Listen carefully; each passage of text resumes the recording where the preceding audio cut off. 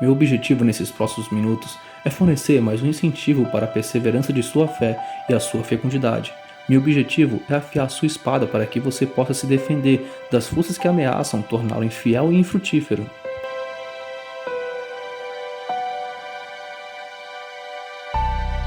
Seja como a árvore, velha, retorcida, maltratada, inverno após inverno, tempestade após tempestade, e ainda de pé. Como o pecado naufraga a fé. O incentivo que quero dar a você, por sua resistência, ou afiar de espadas que ofereço para ajudá-lo a afastar as forças da apostasia, do naufrágio de sua fé, e de sua parte da tragédia da moda da conversão. É isto.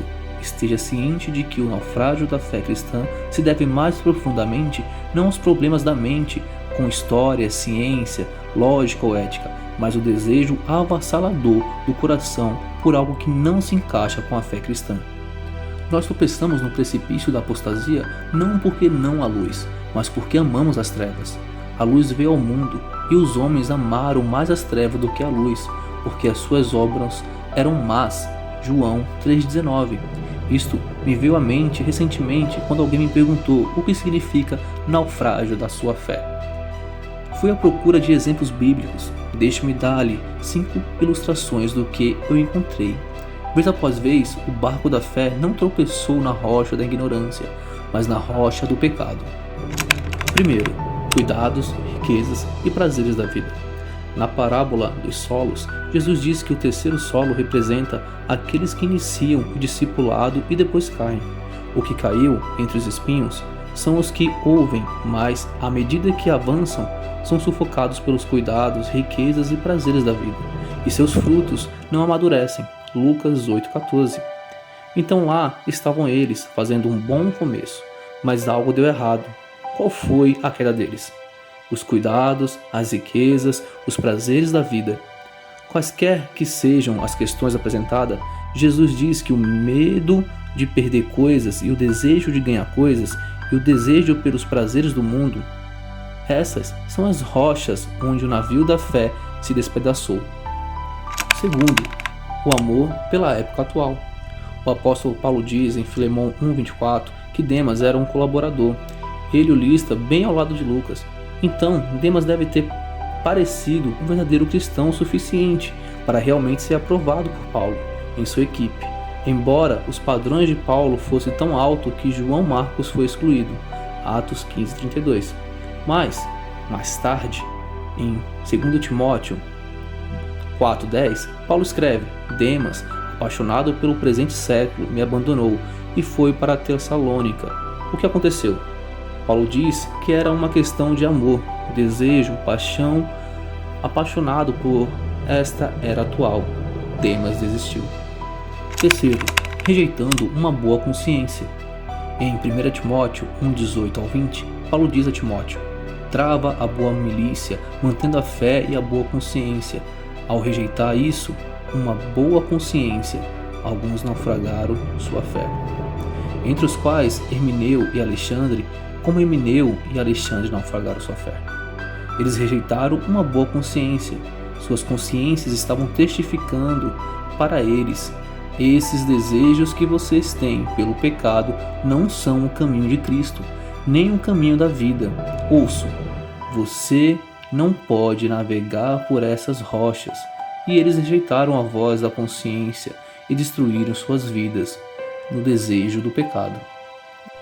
Quarto, herendados em impurezas mundanas.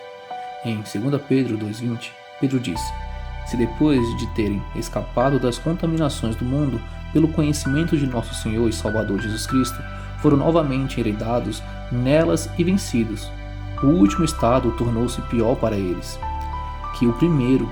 Em outras palavras, seu conhecimento de Cristo e seus primórdios da santificação abortados. Por quê? Como a esposa de Ló, eles olharam para trás com desejo avassalador e se envolveram novamente nas corrupções do mundo. Quinto, o engano do pecado. Finalmente, agora que vimos Jesus, Paulo e Pedro testificarem sobre o que causa o naufrágio da fé, o que dizer do livro de Hebreus? Aqui está Hebreus 3, do 12 ao 14. Cuide-se, irmãos, para que não haja em nenhum de vocês um coração mau e incrédulo, levando a se afastar do Deus vivo, mas exortem uns aos outros todos os dias, enquanto for chamado hoje, para que nenhum de vocês seja endurecidos pelo engano do pecado. Pois viemos a compartilhar em Cristo, se de fato mantivermos firmes nossa confiança original até o fim. Qual é o perigo? O que poderia levar ao endurecimento de coração e o afastamento do Deus vivo? Resposta: o engano do pecado. Pecado, a preferência do coração por este mundo sobre Deus. Então vimos que o naufrágio do terceiro solo se deve às riquezas e prazeres da vida. O naufrágio de Demas é devido ao seu amor pela época atual. O naufrágio de Hermineu e Alexandre deve-se à rejeição de uma boa consciência. O naufrágio daqueles que escaparam da corrupção do mundo é que ele se enredaram com eles novamente. A advertência contra o naufrágio em Hebreus 3 é uma advertência contra o engano do pecado. A causa raiz da apostasia não é o fracasso em detectar a verdade, mas o fracasso em desejar a santidade. Eu não acho que você encontrará exceções a isso na Bíblia. A causa raiz da apostasia, ou do naufrágio da fé, ou da desconvenção, não é o fracasso em detectar a verdade, mas o fracasso em desejar a santidade. Não a ausência da luz, mas o amor pela escuridão. Não os problemas da ciência, mas a preferência pelo pecado. Saboreie a santidade.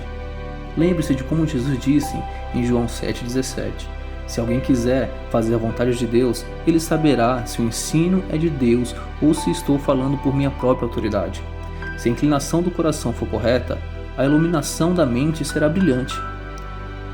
Todos nós sabemos, você foi bem ensinado, que Deus nunca perde nenhum de seus eleitos. Nenhum de seus filhos predestinados está perdido, porque aos que predestinou também chamou, e aos que chamou também justificou, e aos que justificou também glorificou. Romanos 8,30. Nenhum deles desconverte finalmente. O navio da fé salvadora sempre chega ao porto. Eles saíram de nós, mas não eram de nós, pois se fossem de nós, teriam continuado conosco, mas eles saíram para que ficasse claro que nem todos são os dos nossos. 1 João 2,19. Seja ainda mais diligente em confirmar sua vocação e eleição, pois se você pratica essas qualidades, nunca cairá. 2 Pedro 1,10. Deus é fiel. Aqueles a quem Ele chama, Ele guarda. Ele fará isso. 1 Coríntios 1,9. 1 Tessalonicenses 5,24. E Ele usa meios. Você será protegido do naufrágio, não apenas vendo o caminho da verdade, mas saboreando o caminho da santidade. Porque, sem o sabor da santidade, a visão da verdade é perdida. Hebreus 12,14.